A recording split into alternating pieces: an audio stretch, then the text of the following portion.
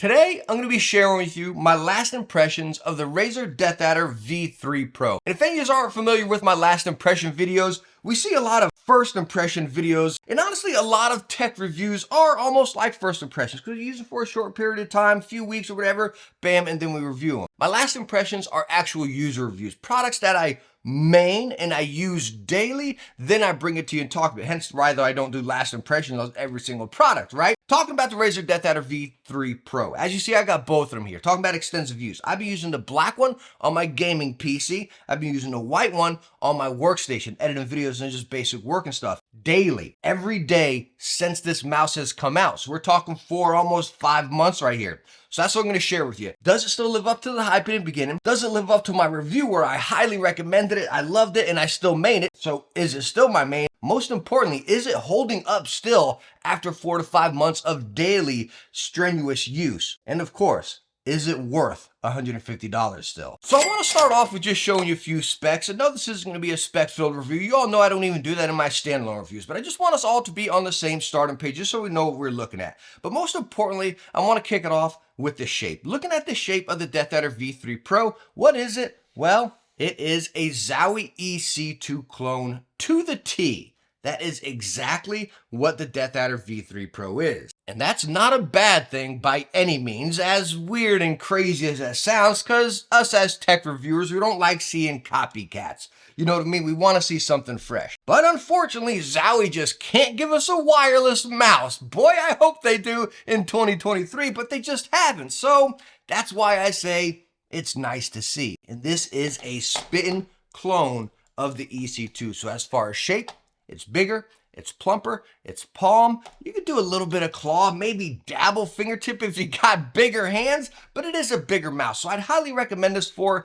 medium to large hands, not smaller hands by any means. But again, we all know the EC2. Lots of pros use it, right? It's a tried and true shape. And that's exactly what you have here in the DeathAdder V3 Pro. But more importantly, how is the mouse holding up over 4 to 5 months of extensive use? And talking about the black one, again, I've only used this one gaming and I use it daily. I play a lot of Call of Duty, a lot of Destiny, Borderlands, some other story games, dabbling some Assassin's Creed Unity again. So I play a variety of games, not just FPS competitive games, but a lot of just regular games and stuff, you know what I mean?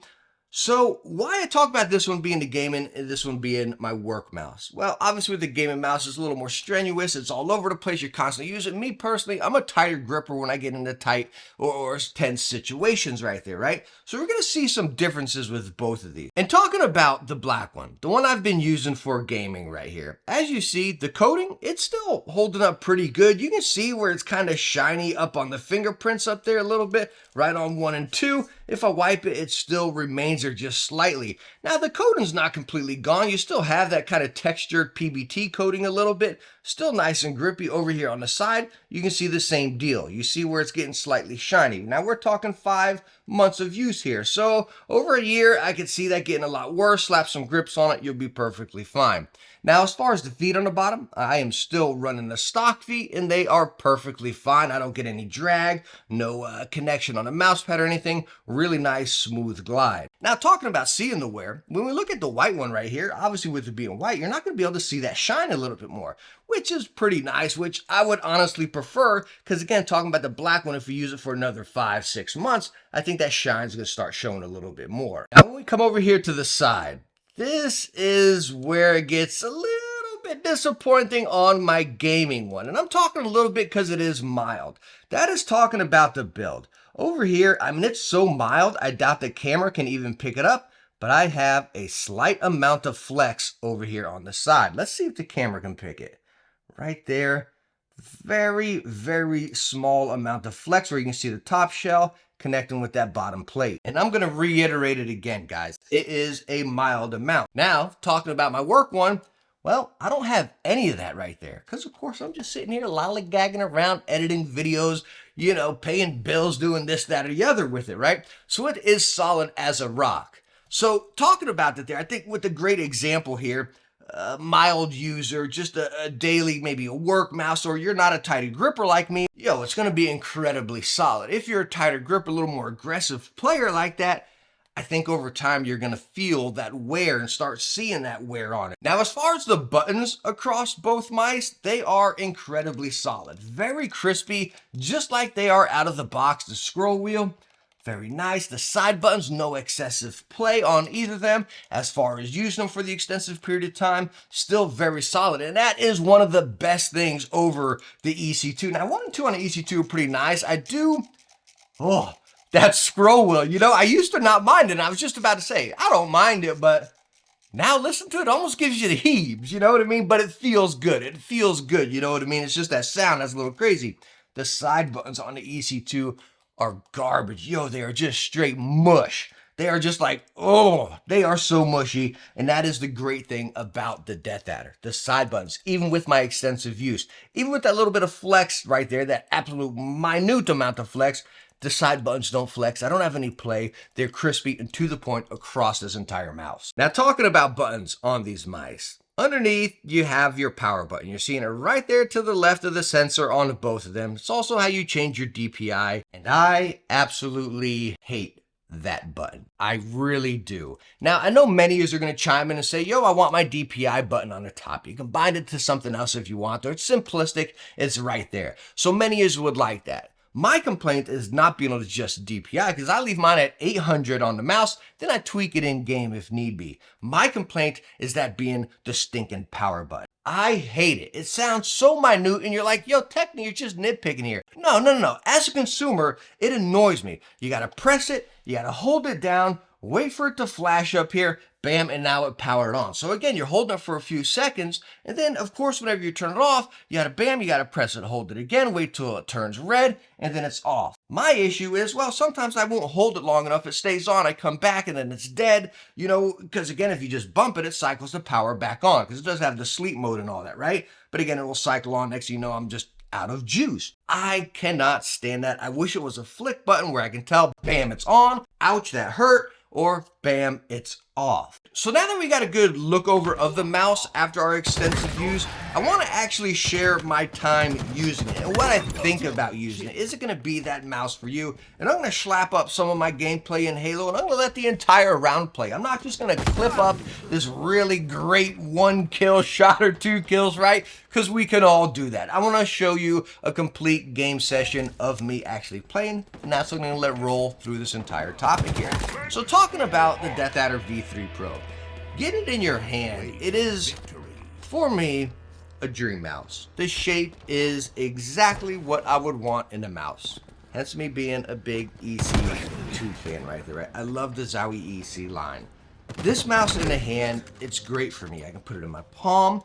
I can even pull it up a little bit and flick and dip it. Now, it is a little bit bigger to start flicking and dipping. You're going to feel it hitting the side of your palm over here, maybe on that side, but mainly over here on the palm where it sways out a little bit. Now, a lot of us, you might be thinking DeathAdder V3 Pro. You might be thinking, well, I've tried the DeathAdder a few years ago. It wasn't my job. I really couldn't get down with it. Well, give it another chance, because this is much different than the older DeathAdders. It doesn't swoop out drastically on the front and the sides like it used to in the old ones now. It's very just smooth and it flows with the hand. It's very just connected to the hand, right? If you like an ergo mouse, this is something that's really, it's not, comparing it to the old DeathAdder, it's a different mouse. It really is a different mouse with the same name. But again, I feel like it's quite versatile, right? You can really sit it in your hand. What I like, you're seeing me playing Halo.